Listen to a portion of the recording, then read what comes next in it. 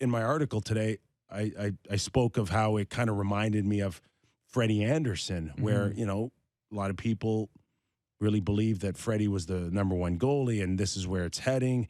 And then it's like, where's Freddie? What do you mean he's got a knee injury? We didn't see anything. And what's going on here? And never regained it back. And the sense is like, could that happen again with Matt Murray here? You know, reading through your article, you know, a good look at the quandary that Kyle Dubas has ahead of him.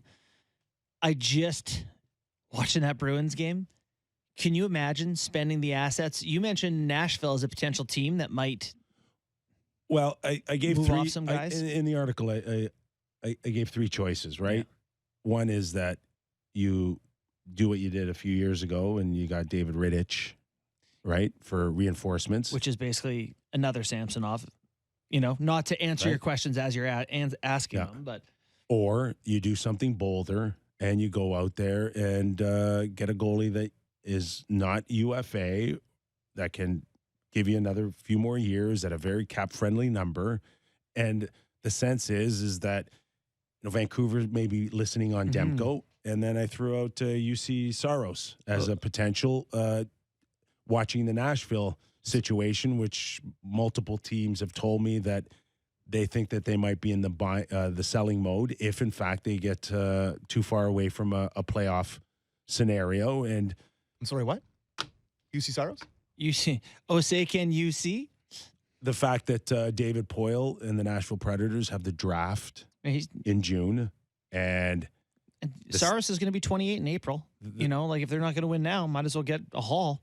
And that's maybe the sense. And it's bold, but would you rather feel like at least you got someone that the boys can be comfortable with moving forward for the next 2 years, or in the pecking order of priority, it's not there for you? Well, it's just to get UC Saros, I mean, the guy almost won a Vezina trophy. He's one of the best goaltenders in the NHL. He's going to cost that package that we've talked about. We've talked about trading for months now. The Nyes and a first. Yeah. You know? Yeah. And then you go, okay, what about the rest of the roster? And you're like, we got no money left. We can't spend anything. You know, it's like me walking around the mall as a kid. I got $9. If I spend my $9, that's the end of it. If you don't have a goalie, you can trade for as many Timo Myers as you want. You got nothing. But you can't watch that game last night and be like, no, the goalie's the difference. Listen, I think you could. I didn't write the article. Yourself. Okay. I didn't write the article today to say that this is what they have to do now. Said, here's the pickle. They've got 30 days. They got 30 days.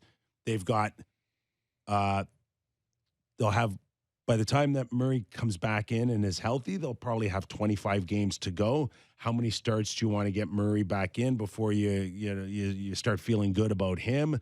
How many more for Samsonov? If Samsonov has another 3 or 4 like he had on the weekend, how less engaged are you on him? Where are you? Yeah. Going up against Vasilevsky in the first round. But to Sammy's point, in my mouth, that's where I am. If you're short on a power forward or you didn't get the defenseman that you want, at the very least, could you have a goalie in there that you think that could steal you a few games? If you trade for UC Saros, he better be Vezina UC Saros because he's going to see some grade A chances. Yes. Defending on the left side is Riley, Sandin. It's just hard to envision right now feeling the way you do about their goaltending situation now going up against Tampa Bay Lightning. That's all.